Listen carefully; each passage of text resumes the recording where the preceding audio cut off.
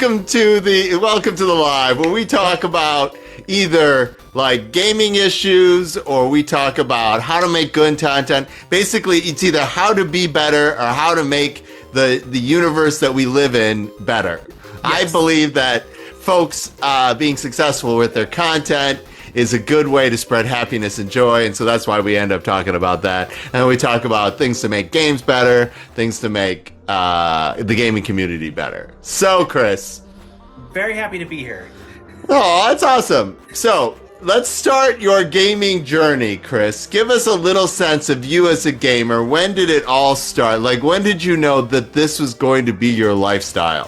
So, from a board game perspective, actually, was much more recently. It doesn't have to be board games. Like, gamers come in all flavors. Video games go way back to the Nintendo area, so like the late '80s. Ooh, so what flavor are we talking? Like which flavor of Nintendo? And what's your game? The original Nintendo, later in its life cycle, then the Super Nintendo. So I go way back from a video game perspective. Go way back. Been playing all my life. And like kind of dived heavy into like RPG video games when I was much younger. Then I went through this long period where like explain it for the live, like RPG. Yep. Role-playing games, like we're talking like JRPG. Are we talking like Final Fantasy Tactics? What are we talking about? Final Fantasy VI would be like my first gateway game. So like as a young tween teen, I spent a ton of time playing Final Fantasy VI, Shining Force on the Sega Genesis. Ooh, Shining Force, Genesis. Yeah, and Super Mario RPG. Those were my big three. I always struggled with Chrono Trigger. I can never beat it. There were probably a handful of other ones that I've played, but like didn't stick with me as much. Like I think there was Lufia, Breath of Fire, a whole bunch of others out there. But the biggies, which I think are the biggies for a lot of people, were definitely Final Fantasy, and then Shining Force also was a game I played a ton of. I did not play Final Fantasy Tactics that you mentioned before. I completely missed out. Oddly enough, I missed out on like strategy RPG type games, other than Shining Force, for the longest period of time until I just got into Fire Emblem on the 3DS. Ooh. And it had baby mode, so you could turn off permadeath. Awakening, I think the first game they had without permadeath, and that was my foray back into it. So my first console was a Pong machine. Ooh, and nice.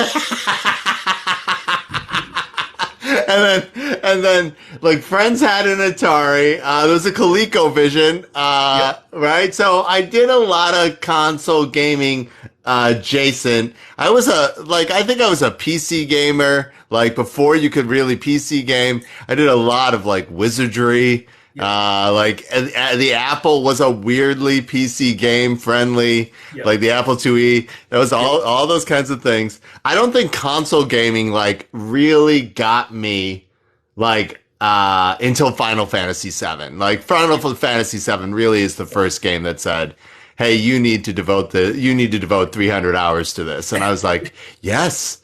Yes, I do. That's the game that got most people into it. It was just such a huge touchstone.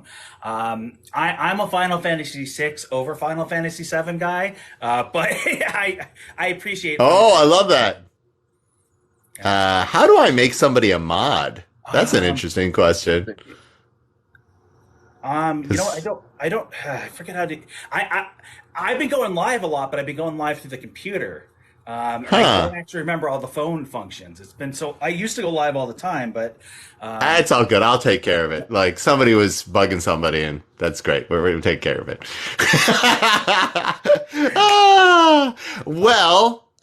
That is a good base. Like understanding, like leveling up and making it happen. Like Final Fantasy VI, that's a good game.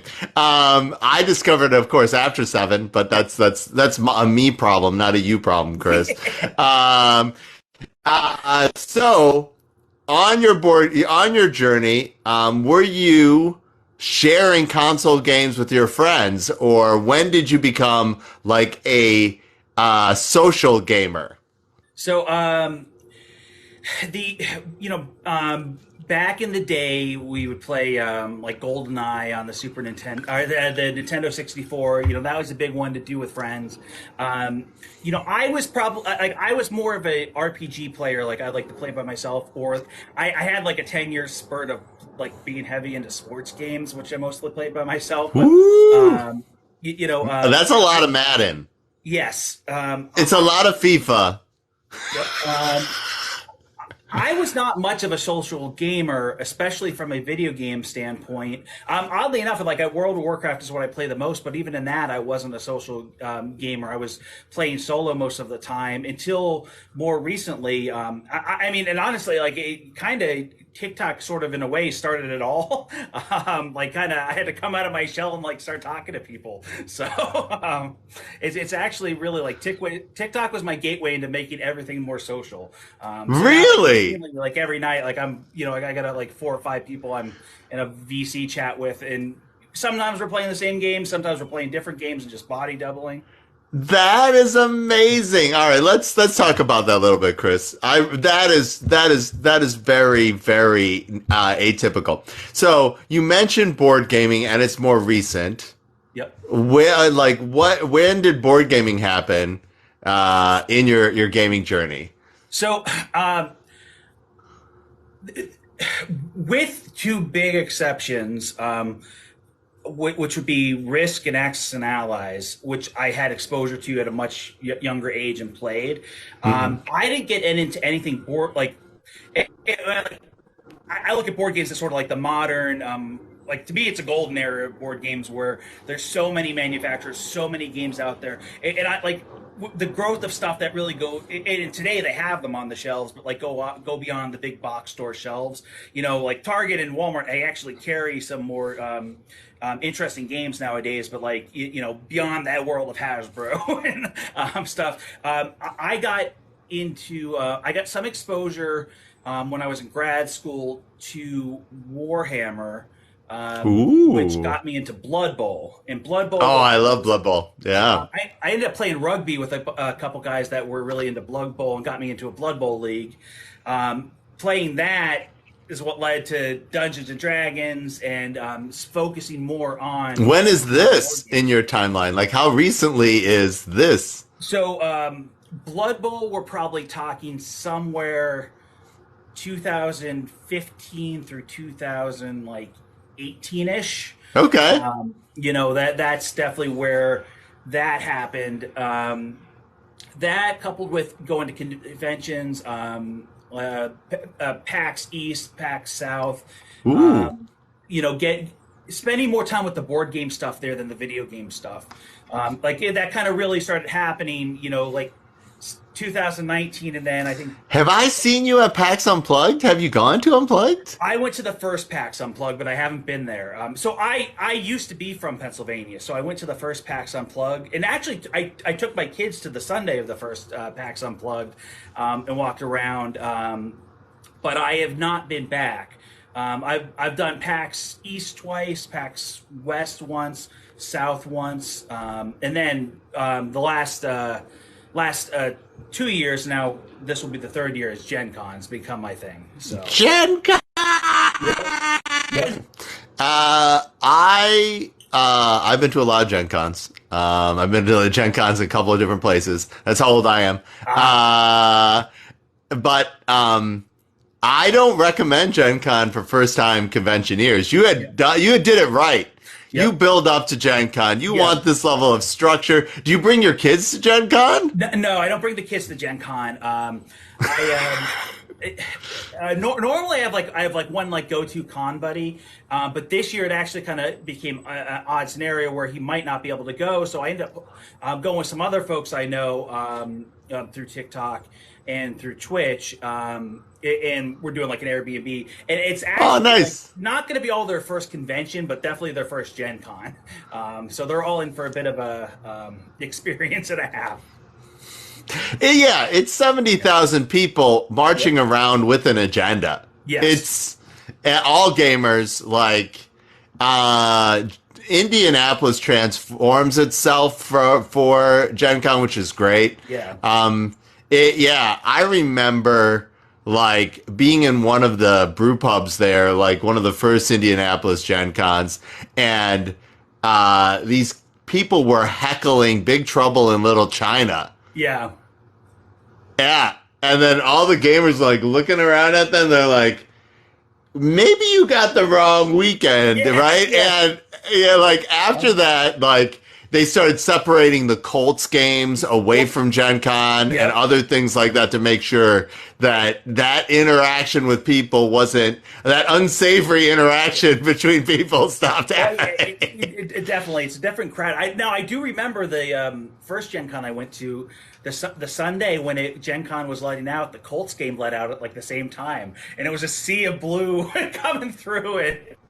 It was wild. It wasn't good for anybody because the Indianapolis realized, we can rent the Yeah. stadium space for Gen Con events. And so if folks don't know, Gen Con is in Indianapolis, and what they do with the Colts stadium is the underbelly, and I did not know that this was a thing that was available in the stadium, is rented out to True Dungeon. Yep. If folks don't know what True Dungeon is, it is like a Dungeons and Dragons escape room done with live actors. And it is massively expensive, but they take you through the rule. It's like you're living through it. And it's a big draw. And the fact that they needed to get it out of the convention center so it could have its own special space was a deal.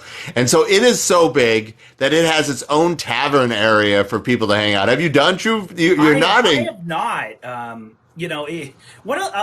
almost too intimidated to do it. It's. But I should at some point. I have left myself no room on the schedule this year, I think, to do it. But and it might even be completely sold out for all I know. I haven't, like, so many events have just sold out. Like yours on Sunday, the Sunday of the convention. You checked. Oh my gosh, that's great news. If folks didn't know, we are running events for Conquest Princess and some of our other games at Gen Con. And if you're interested in that, also, of course, our game found for Conquest Princess launched yesterday. It has been a harrowing experience, but I've been trying to get you, Chris, onto the calendar for like 6 weeks so we could talk about this topic. Yep. And so for folks who are just tuning in, welcome to the live. This is Chris, Low Level Adventures, and we are today talking about making content that is engaging. Now, Chris ended up in my radar because he habitually trolls his audience by asking questions that the most novice person would know the answer to, just trying to catch people's attention. And it's either about Pokemon or inflammatory things about Worlds of Warcraft, and it is usually just one thing that you're hammering home over and over again, which I absolutely love. It's a good shtick. You're adorable in it.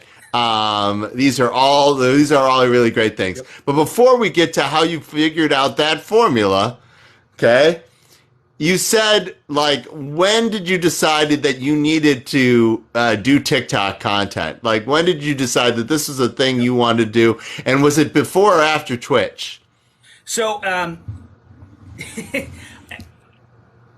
so at some point back in, like, say 2013-ish, I had it in my head that I wanted to try something like Twitch, but like I was always too in my head to actually do it. Like I did actually get to the point where I went out and like bought a capture card and bought my first microphone and then never did it.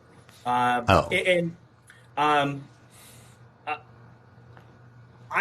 don't know. It was a coworker during the pandemic was pushing TikTok, and I'm like, oh, that's ridiculous. I'm never gonna do that.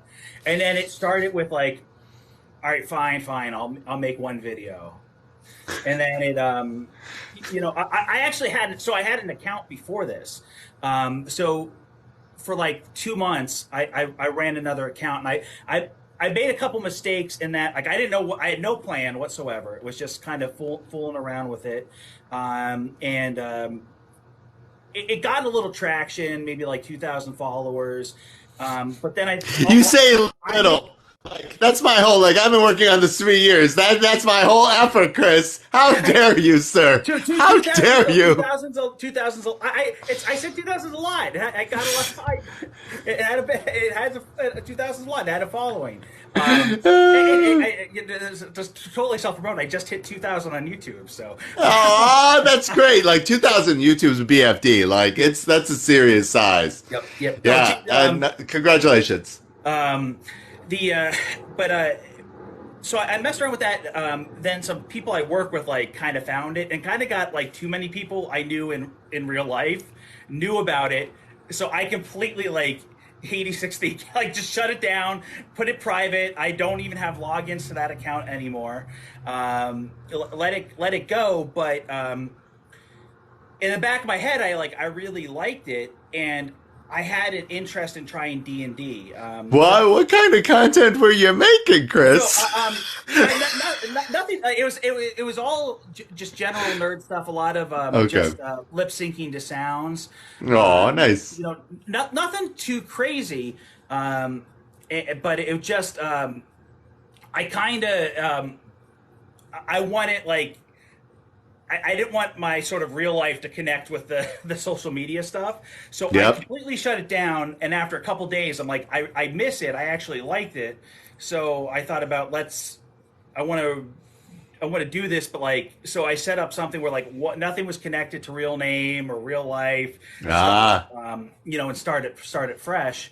And I really wanted to try Dungeons and Dragons at the time. Like I had never actually played. So the first video I did, which kind of like just set everything off, was I just used somebody's sound, which was "Somebody please teach me the dragons," and did a video to it. I remember that. Gets 50,000 views, and I'm like, just off to the races after that. That's how I got in. It was a coworker that got me into it. That you abandoned because you're like, coworker, you know too much about my real life. Yes. I am like Batman. I must separate my two lives. Yes. Don't mind me for 1 second. I'm just peeking out the window to see if my mother-in-law is taking my kids. No, I'm like, she's supposed to. That's all good.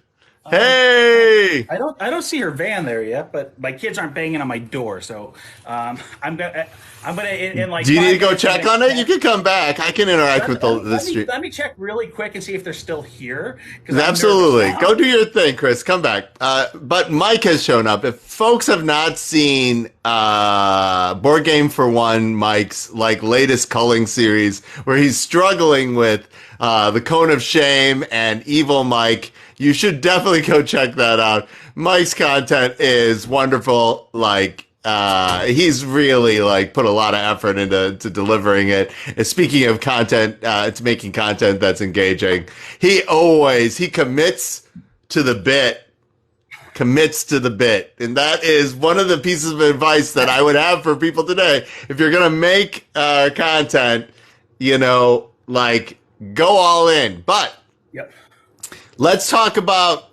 So you started with actual TikTok trends. You're like, hey, I'm gonna lip sync. I'm gonna do this thing. You're like, I like that trend. Let's see, I can do it. Yep. That's going on. Let's see, I can do it. And that's something that I never did, but I think as a game designer is wonderful. Yep. It is the gamified aspects of this algorithm, and hey, we're all playing this game together. We're all doing this thing together. And it is an easy way to get people who are doing other stuff. Like the last trend that I really got excited about was the Wes Anderson trend. I thought that, oh my God, Becky was killing that. Oh my God, it was so good. And it also then made me go study, like, okay, how you shoot shots for Wes Anderson. And I'm like, oh my God, it's so easy. It's so good. I want to do this all the time. I'm going to be sad when that trend goes away. So, your coworkers got into it, but then you're like, hey, coworkers, you're in my business. This is my private space. I'm a private gamer. Yep. You're in the audience. You know too much about me. I don't like it. I'm sorry that I asked your your name, Chris. I didn't know what the. I've given it out before, so I don't Okay. I don't mind. I would if I wasn't I have to live with a certain level of like I can't be an anonymous as I want to be and have like open and like actually getting engaged. Like if you're gonna have engaging content, people are gonna see you, and there has to be a level of risk that people might figure out who you are. Well, I know a lot of people who are very successful in the content creation space who are living dual lives, and I'm not going to out them, but you're in good company. Good. You're in good company. There's a lot of fantastic people doing a lot of fantastic stuff who did not have to give up their dual identity. Like compartmentalization can be very good. Like setting up like boundaries for yourself is a good idea in any kind of creative. Okay, this is it. This is where I do this space. And the reason that is because feeling safe and feeling like something belongs to you is a lot about the kind of fun that you want to have. People cannot like succeed or have fun if they do not feel safe. Yep, exactly. And that's just a thing. Like that's just a thing. All right, so it's pre-pandemic that this happened, or mid-pandemic, like early. Post TikTok started post-pandemic. Okay. So I would say I started the first account in May and did it for like a month and a half to 2 months. This account started June 26, 2020. Oh, wow. That or June 27th, but it was one or the other. It just kind of. So you were in lockdown that you said. Yeah. I had, and oddly enough, part of the inspiration, because I know we were talking about conventions earlier, comes a little bit from going to PAX South in January of 2020. It was one of the last things pre-pandemic I was able to get into, and I left there really wanting to try Dungeons and Dragons. I like to the point where I had actually picked up. It's buried somewhere in my closet right now, but like the company that does like almost paper. They're not paper. They're like a plastic sheeting, but they're cutouts for like dungeon tiles. Nice. And I'm like, oh, I'm totally gonna do this, So I did that, and I went out, got the starter set, and I've never DM'd a game in my life since, but I bought all that. But you have kids. Are they interested? Be a DM for them. So it's funny you say that. I got like this close to them doing a game on Sunday, but I've gotten them to play for like an hour or so twice. They went completely off the rails. Like we were doing the starter set adventure, and then they started talking about giant worms started coming, and like it just went completely off the rails. That doesn't sound off the rails. That sounds completely on point. Like I don't care how old you are. Like the giant purple worms show up no matter where you are at any time. Well, that is very, very, very. That gives me a real picture of sort of how you came about to your gamer self. And if folks don't know, if folks are new to Live, I do this because I am a very socially awkward person. I do not actually understand how to interact with other humans without any kind of agenda. And so like this gives me a way to interact with people and get to know them in a way that first gives them a level of safety because they can be like halfway across the world. And number two,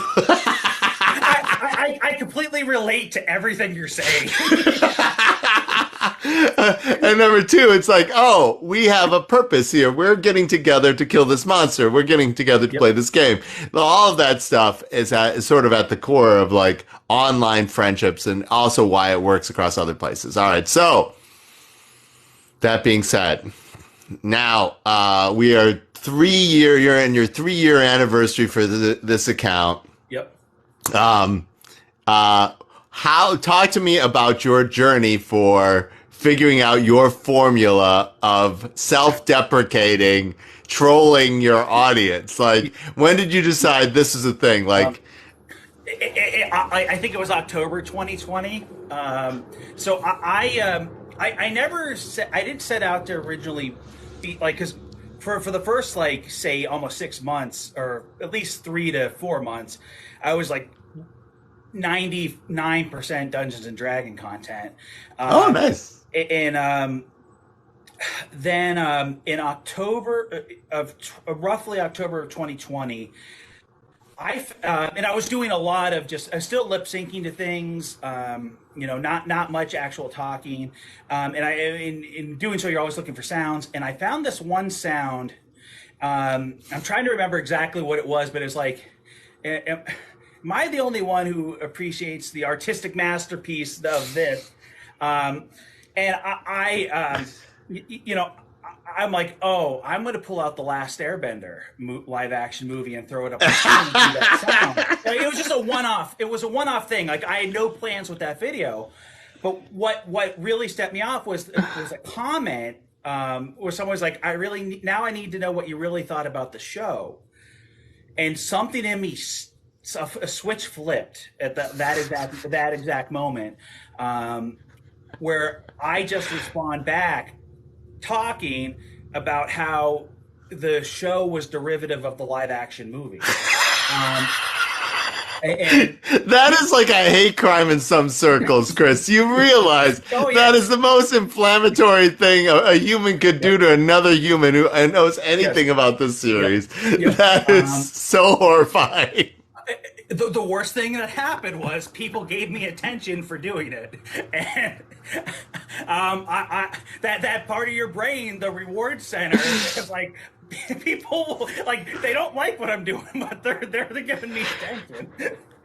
All right, let's talk a little bit about that for a second. All right, there is something called negative validation. If you don't understand how somebody like Mitch McConnell can function in a cone of hate that is impenetrable, you have to understand there is a thing where people engaging with you in any way, shape, or form validate that you exist at a very core level. Yeah. I matter because I did this thing. Okay. Now, to its evil, other platforms have used what I consider to be kitten moments versus road rage moments to drive people insane. And because of engagement. And engagement is a guttural thing. And it is fueled by kitten moments and road rage moments. Yes. Somehow you managed to put the two of them together, like with the Pokemon content and the pet content for World of Warcraft. But these are the two, like, most guttural things that you can do that gets people to react. Like, at a core level, they cannot help themselves that you would say something so horrible about the Avatar, The Last Airbender. I can't even say it, Chris. I know.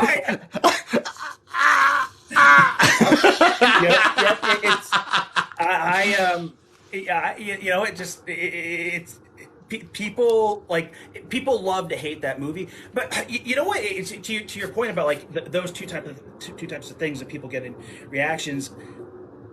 I think people on the internet have twisted that like in almost such like an evil way. What trolling has become has been so negative and so divisive on things that really matter. And like my whole point with it at the end of the day is it's supposed to be fun, and what you're trolling about shouldn't actually hurt anybody. Like, Ooh, I love that so like much, Chris. the last Airbender movie shouldn't affect anybody's life. Pokemon shouldn't affect anybody's life. I'm old though. You almost caused me a heart attack, Chris. Like you almost killed me. Like even just bringing that back up, I was like, thankfully I've been off that ride for a little while. yeah, you had. I'd forgotten it. I blotted that all out. Now I'm like, oh. But it's one of the things I'm still like for accounts that have I've been mutuals with for like 2+ years. It's one of the things I'm most known about. Like I get at anytime there's a video that goes gets a little bit of traction about the last Airbenders. Like I get tagged in it 2 or 3 times, and I get 3 or 4 people forwarding it to me. It's it built a brand, in a way, like it's it might think like nobody's crazy enough to do that. Like I don't mind people in the comments calling me an idiot because I'm doing it to get a reaction, but a reaction that won't hurt anybody. And that's the important thing about it. Like it's got to be, for me, to troll about something, it's got to be something trivial like that. Let's talk a little bit about that too. Like people negatively responding or very forcefully responding. Yep. It is a little bit of cathartic to feel like you're right about something and righteous rage. Yep. And people do that all the time on the internet. If you're giving them a vehicle where they can do that, where they're not actually harming themselves or anyone else, I think that's hysterical, right? And that's a persona that you're putting on at that point, right? Like Stephen Colbert, obviously for 2 decades was this persona of somebody you're like, oh, like, oh my gosh. And like he never broke character for all that time. Right? And then finally he's like, this is really not me. Like, it's really, really, really, really not me. He got invited to the White House Correspondents' Dinner under W, like insane. Like, but that's again back to earlier comments, like committing to a bit. Yep. If something works and you get people to engage with it, you can build a brand around it in a series of like multiple stages of the bit. Yep. Right? Absolutely. And if it's fun, keep on doing it until it's not fun anymore. And and the people who know finally realize that you're doing it to have a laugh will be that much more fun to get other people to come and on board in the same journey that they had. Yeah, it's not for everyone because not everyone could take some of the. I wouldn't even call them hate comments, but the more negative comments you get. But I always look at like a good majority of the people are going to get the joke, get that you're joking. Some people are going to cringe at you. You're going to get people who don't get the joke, but will respond and react. They're engaged with what you're doing, which they want to understand the ununderstandable. Yep. And you just roll with it because again, like you're not trying to hurt it. Like with that type of topic, you're not really hurting anybody with those things. Like it's there might I understand why people react to that movie in particular, like almost on a physical level. But it's not issues of human rights or politics. Like we're not doing that kind of troll. Like the stuff that really matters in people's day-to-day lives. It's like fandoms should be there to be enjoyed. They shouldn't be gatekept, right? But they are ultimately fandoms, right? Yep. Where people get up in arms is if you're making light of something they care about, that they strongly identify with, then they get up in arms about this. Yes. Why you're on the right side of this is nobody is defending the last Airbender live action movie. Like you are clearly on the wrong side of history in an area, and everybody knows that the people who are on the other side of that are like, yes. You are walking out there intentionally going, look at me, shoot at me. This is very funny. Like no one, like you cannot. not make light of something that people think is core. And those people who are like more aggressive somehow think you saying that is refuting. But obviously, there's a lot of people of a lot of ages and a lot of places in their life on Twitch and here, right? Yep. You don't know where they are on their journey. You're catching them, and they might be any number, any level of age, or any level of personal growth. No, absolutely, yeah. It's it just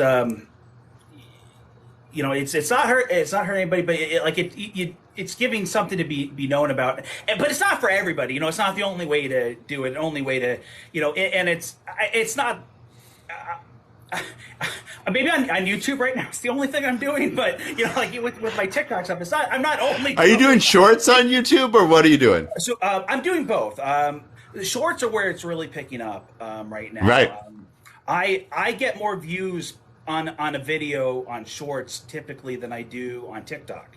Whoa. Yeah, it's been that way. And I had to dial back just because I don't have I haven't had as much time to do as much content as I want. But I for the last 3 to 4 months, I've actually put an effort into YouTube Shorts, and I've seen some success there. About a week ago, I've tried to work Instagram Reels back into it, and kind of getting some success. The Pokemon bit, for every one I post on TikTok, there's probably 3 that are getting posted on those two. Okay. Yeah, I don't always post them over here. I some of them do, but this is a very important. Also for engagement and for cross channels, people want to experience content different ways depending on the platform. Okay, so this platform is short form is killing it, right? You might get a long talk, which is 2-3 minutes, whatever it is. Obviously, they're trying to change that a little bit because YouTube came and ate their lunch a little bit in that area. But you should also differentiate your content in the different places for different things. So for us, I do making yourself better, making your gaming better. Also, what I'm making, that is what I do here. Okay. For YouTube Shorts, I am strictly board game design tip for the day. That's it. I took my design content, all that kind of stuff, and then our long form stuff is our role playing stuff. Yeah. Okay. So boom. Yep. So in Reels for us ends up getting interesting hybrids between the two, or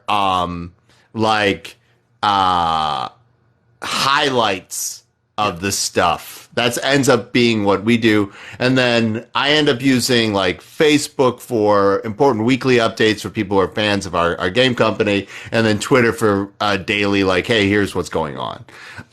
Just thinking about your content and where it should go for a channel is a great idea if you're trying to increase engagement, because you are able then to get very specific about what you're doing on that channel.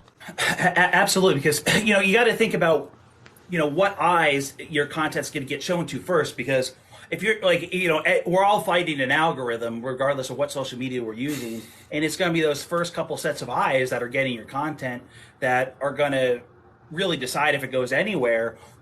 They need to engage with it, interact with it. So you got to be thinking about what sets of eyes. You can't control what set of eyes are going to get it, but I know at this point, having say with YouTube, I know that the set of eyes that is going to see my content skews to Pokemon, and I probably do 80+% of the content over there. On Shorts is Pokemon. Long form, I'll do whatever. I'm not as concerned. Oddly enough, my 2 best videos were board game videos. My long form, I was kind of blown away. They got reposted a couple places, so I got a little. That's awesome. Little bit of traction, but it's knowing that I've never been able to figure out Reels what set of eyes are really getting my content, because I can never find a sort of a rhythm to it. With TikTok, I don't necessarily I don't have a magic answer, because TikTok's just weird in that you could have the best video in the world, and it could, just stop flat at like 200 views. And Yeah. right now, the algorithm's definitely going through a thing where it's not pushing stuff out. Because like 3 weeks ago, stuff that was getting like 1 to 3,000 views is getting 300 views. This week, like not big changes. Yeah, that's also something to understand about when you're making content and making content that is engaging.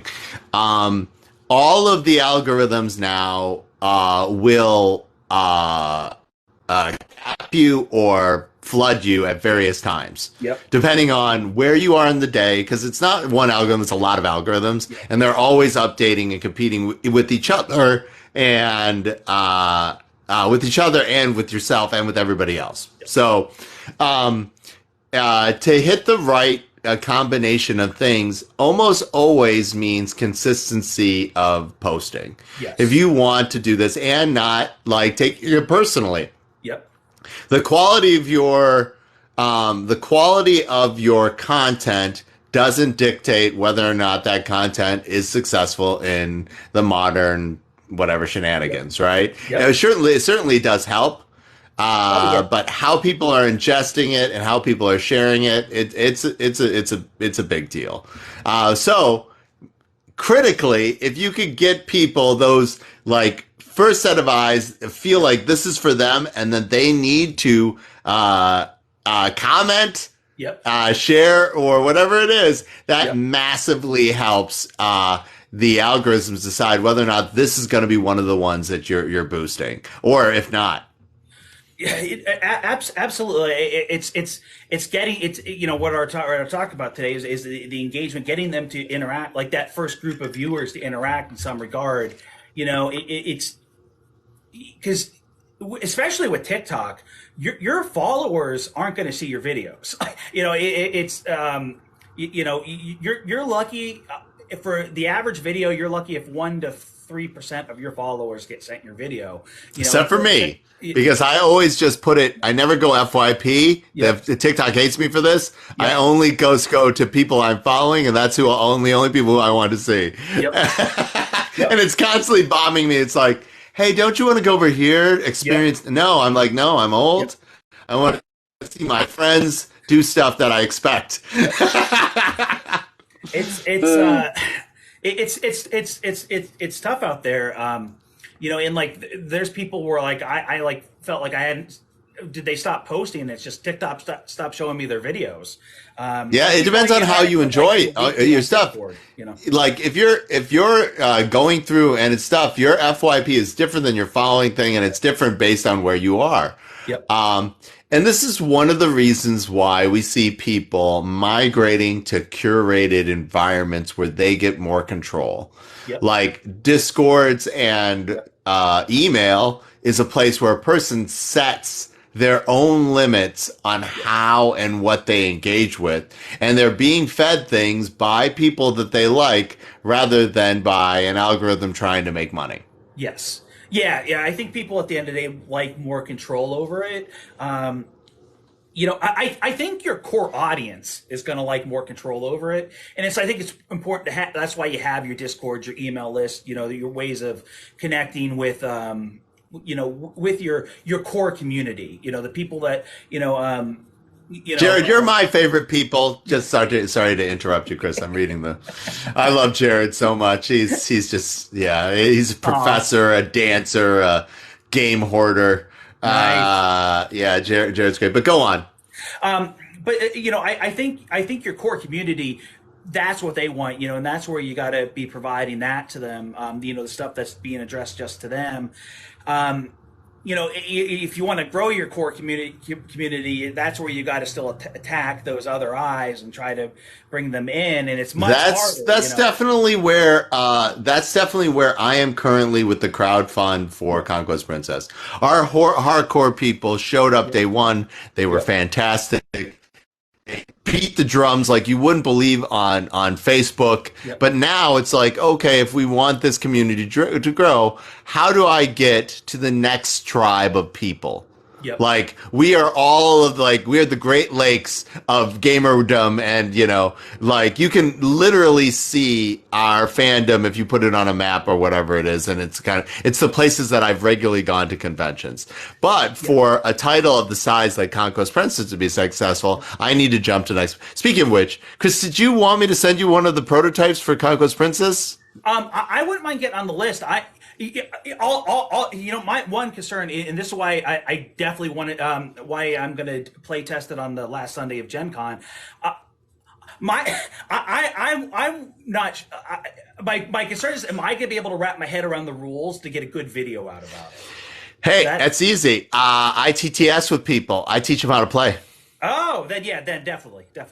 All right, then I'll send you one, and then we'll figure it out. And the only thing is, you got to get something out in June. I could get something. I could get something out in June, and then That's great. What I'll do, because this is what I'm where I see. It's just so odd to me with how YouTube works right now. But like, I for the long form stuff, I want to get more board game stuff, and where it gets difficult is how to shoot it. But TikTok is starting to push for long form content. It's trying. They've changed how they like the funds that they do to compensate creators. They shifted the focus on from the short term to the long form videos, things over a minute, and which on the one hand is great if you could shoot them at this. The problem is you're shooting upright for TikTok and you're shooting horizontal for YouTube. So you almost have to shoot the videos twice or have it condensed, because I have struggled with this. But I'm looking to shoot more board game stuff for YouTube. I've been assembling some miniatures to do. It's awesome. To do some stuff over on YouTube, but also post it here as well, because posting long form, it doesn't guarantee success right now. But if you could hit those initial markers and people really engage with it, I think long form has better potential for success on TikTok going forward. Interesting. I know those are the ones I end up being very excited about, like when I stumble onto something meaty and all that kind of stuff. But I like that format. It's also a little bit. So Jared had asked a question about what the retail price for Conquest Princess is. MSRP is $80, but if you back it during the crowdfund, it's $75. So that's the thing. Yeah, and Jared always goes long. Nice. I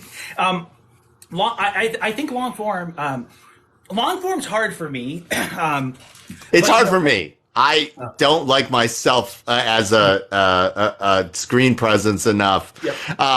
But thankfully to people like Jared and other folks who've been nice, I've been able to do the lives, like, and have a guest, or if I have a guest or a purpose, I can do that. But go on. I really like your setup when you're playing through the game live. Aww. Yeah, I like that kind of setup a lot. You know what would be, see, this is where like the struggle of the different formats is, like, that would be great to also have that recorded for YouTube. Like that'd be super easy YouTube content as well.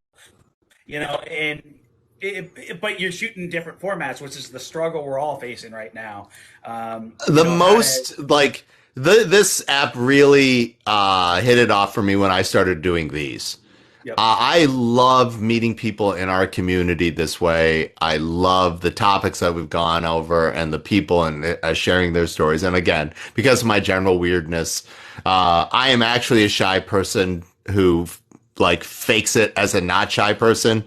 Yeah,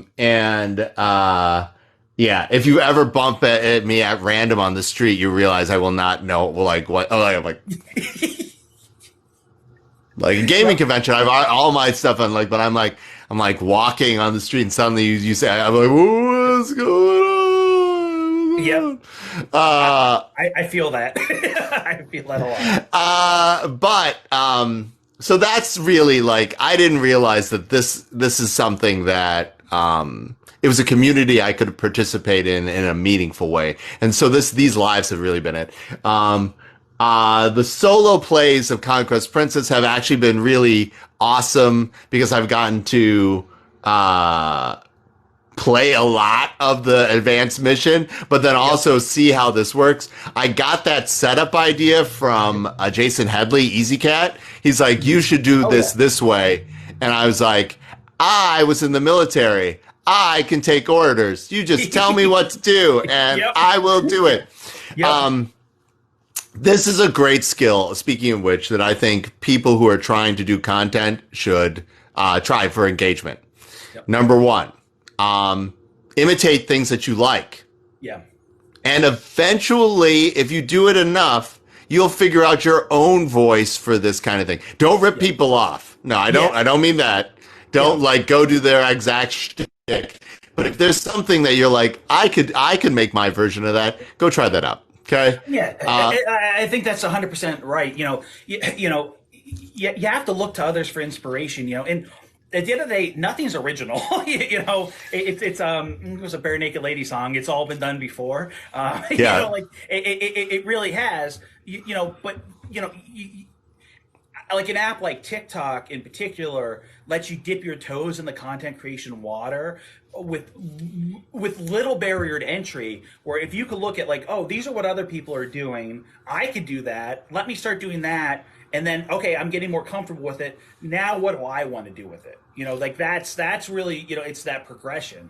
I love that. It's zero barrier to entry, zero risk, and you're trying it out, and you see if it's right for you. It also gives you practice for game designers and publishers. I say this over and over again. So much of working on your game is refining how you're presenting the information, either the theme, the rules, all that kind of stuff. This is a great platform for practicing that. Like your hook, your 3-second hook. This is a place where you will get mathematical data on whether or not your hook is working. Is a perfect example. Now, the other thing that I would recommend for people who are doing it is don't be afraid to follow somebody's how-to or do what folks are telling you. Yeah. It's a really weird and very military skill to do what you're told to do and then figure out how you feel about it afterwards. But there's a lot of learning and success. Like if you remove yourself from the equation and then do a thing and then decide if you ever want to do that thing again, there's a lot of success in that. Uh-oh. Sorry if I disappeared, but I had a phone call start coming through. Oh, sorry about that, Chris. Yes. So that's a little bit about getting started. Are we good? Are we back? Yep. We should be good. We should be good. If you can hear me, we're back. Yes, we're great. You can hear me. Okay. Like, what other advice would you give people? We talked a little bit about understanding the emotional response of content, practicing your voice, imitating others, understanding your journey, being yourself, having fun. What other recommendations would you have for people making content and engaging with stuff? Oh, we talked about differentiating content by channel to have a specific audience, so people and, more importantly, our AI overlords understand what you're doing. Yep. The AI overlords punish you when they do not understand what you're doing. Yes. Right. No. Absolutely.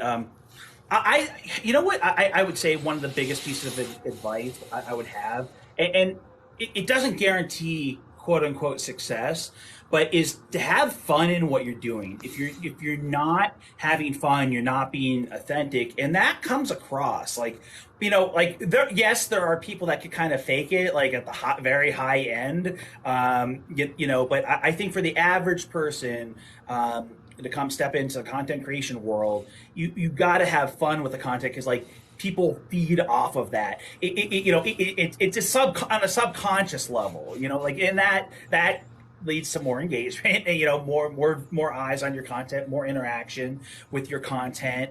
When they see you're having fun with it, they want to have fun with you. They're like, oh, I like this person. Like Jared was asking about conversations that people have on here on TikTok, and a lot of that is like, when you're showing you're having fun, people want to have conversations with you in the comments. To answer that question, YouTube does not have that level of engagement, of community back and forth. That is much stronger here on TikTok. but it's really just having fun with it. Really enjoying yourself, because if you could enjoy the act of recording the video and putting it out there, it's a successful video, whether it gets like if it gets any other views or not, because you had fun with it. I'm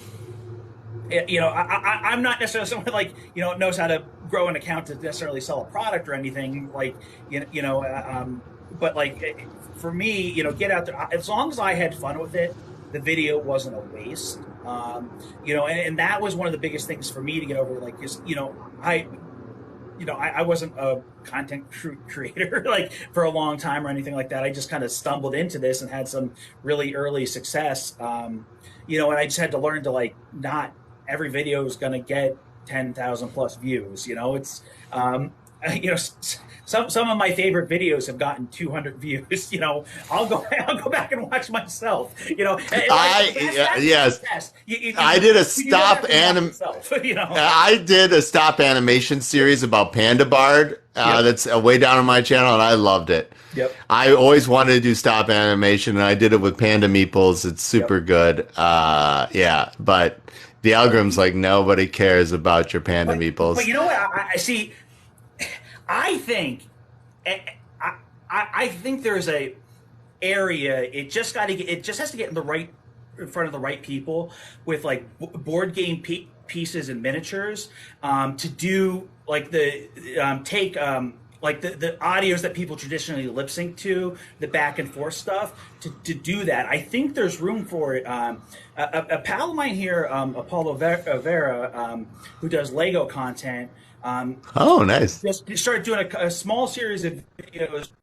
He was taking popular sounds with two people talking back and forth, but he put Lego figures up there instead, and like was switching the camera back and forth during the different voice lines, and it works. And I'm not saying it's going to go mega viral or anything, but there is something there. I'm starting to try to test it around with some miniatures. That's awesome.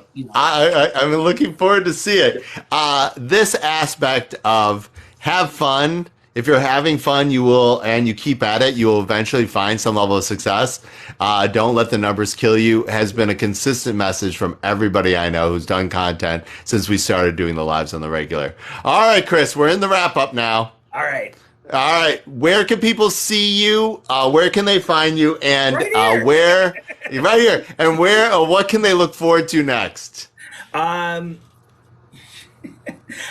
So my dirty little secret is I've got nothing planned. Gen Con! If I properly plan stuff, I'd probably have twice as much content out as I do.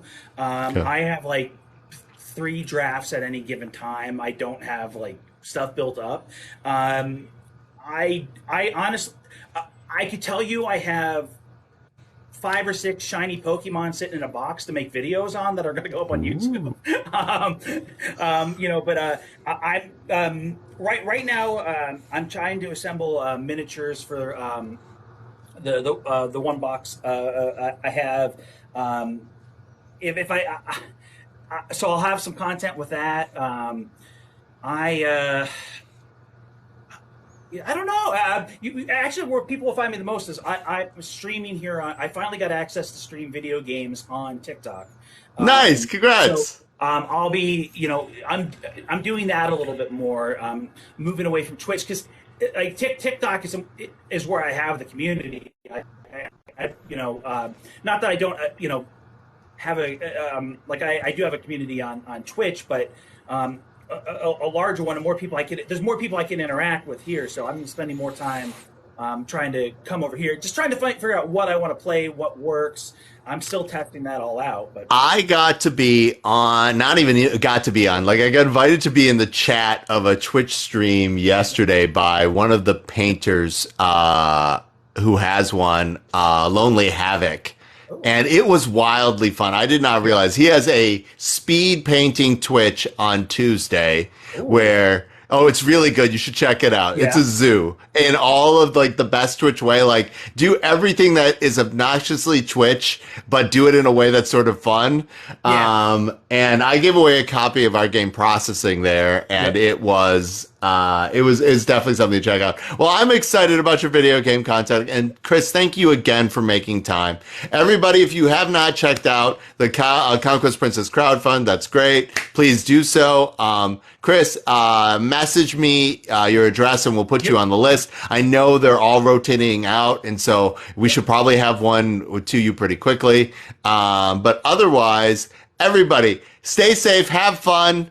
And we'll see you next week. I don't know if I have a guest for next week. It's probably just going to be more live content about like Conquest Princess, but I will see. Otherwise, I hope to see you later and at Gen Con. Yes, looking forward to it. I can't wait to come and play Conquest Princess there. You know, I'm looking forward to it.